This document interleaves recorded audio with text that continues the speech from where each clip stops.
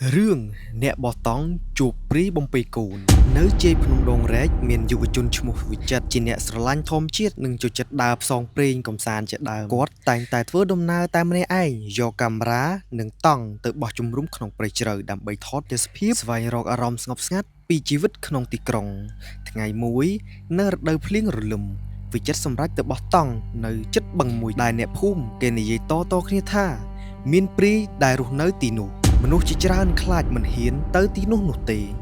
ព្រោះពេលយប់តែងតែឮសំឡេងស្ត្រីយំនិងសំឡេងទារកស្រែកខ្លាំងៗនៅកណ្ដាលព្រៃមុនចេញដំណើរមេភូមិចាស់ម្នាក់បានប្រមានគាត់ថាបើឮសំឡេងក្មេងយំកណ្ដាលយប់កុំដើរតាមព្រោះវាមិនមែនជាមនុស្សនោះទេវិចិត្រសើចស្រាលៗហើយឆ្លើយថាខ្ញុំជឿរឿងព្រាយរឿងអ្នកតាអីទេប្រហែលជាសត្វក្នុងព្រៃតែប៉ុណ្ណោះពេលល្ងាចគាត់បានទៅបោះតង់នៅជិតបឹងមួយ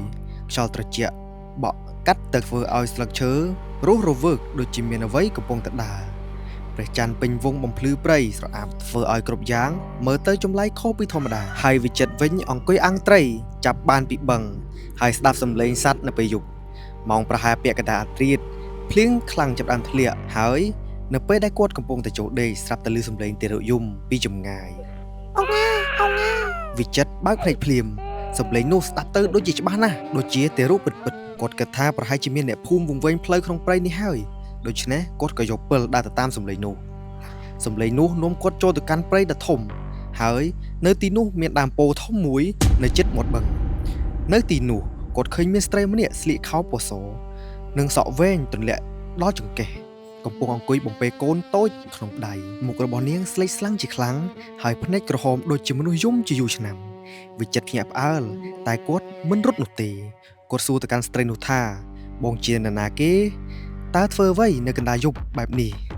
ស្ត្រីនោះងើបបុកឡើងយឺតៗហើយនិយាយសំឡេងត្រជាក់ថាកូនខ្ញុំឈឺគ្មានអ្នកណាជួយនោះទេវិចិត្រទៅរកទារកក្នុងដៃនាងកូននោះស្លេកហើយយំខ្សោយហើយវិចិត្រទោះជាមានអារម្មណ៍ខ្លាចក៏ដោយក៏វិចិត្រនៅតែមានចិត្តអាណិតគាត់ដោះកន្សែង នឹងយកទឹកក្តៅដកចេញពីដបទៅឲ្យវិចិត្រនិយាយថា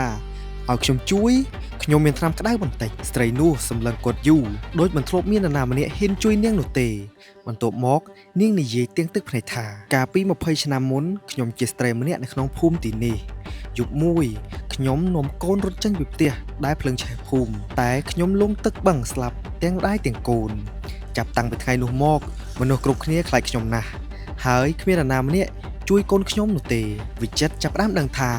អ្វីដែលឈរនៅចំមុខគាត់គឺមិនមែនជាមនុស្សនោះទេខ្យល់ក្នុងព្រៃចាប់ផ្ដើមបក់ខ្លាំងភ្លើងពិលរបស់គាត់ភ្លឹតប៉ុន្តែគាត់នៅតែមិនរត់គាត់និយាយស្ងាត់ៗថាបងប្រហែលមិនមែនអាក្រក់ទេបងគ្រាន់តែចង់ការពារកូនតែប៉ុណ្ណោះស្ត្រីនោះញញឹមទាំងទឹកភ្នែករាងកាយនាងចាប់ផ្ដើមស្រអាប់ដូចជាផ្សែងទារកក្នុងដៃក៏ឈប់យំភ្លាមហើយដេកលក់ស្ងប់មុនបាត់ខ្លួននាងនិយាយពាក្យចុងក្រោយថាអរគុណ ដែលមិនខ្លាចខ្ញុំហើយភ្លាមនោះខ្យល់ក៏ឈប់បោកបក់ព្រៃត្រឡប់មកស្ងាត់ធម្មតាវិញវិចិត្រឈរនៅម្នាក់ឯងក្រោមដើមពោធិ៍នៅលើដីមានខ្សែក្រវ៉ាត់តូចមួយប៉ុណ្ណោះព្រឹកឡើងគាត់យកសាច់រឿងនេះទៅប្រាប់អ្នកភូមិមេភូមិចាស់ស្ដាប់ហើយភ្នែកស្រពិចស្រពិលប្រហែលវិញ្ញាណនាងបានស្ងប់ទៅហើយព្រោះច្រើនឆ្នាំមកនេះគ្មាននរណាម្នាក់ហ៊ានជួយនាងដូចឯងនោះទេចាប់តាំងពីថ្ងៃនោះមក អ្នកភូមិមិនឮសំឡេងទេរកយំកណ្ដាលព្រៃទៀតឡើយប៉ុន្តែអ្នកធ្វើដំណើរខ្លះនៅតែនិយាយថាពេលយប់មានព្រះច័ន្ទពេញវងស្លីសំលៀកបំពាក់ពណ៌សសក់វែងត្រឹមចង្កេះហើយបំពេកូនយ៉ាងសុខសាន្តហើយរឿងអ្នកបោះតង់ជួបព្រីបំពេកូនចប់តែប៉ុណ្ណេះ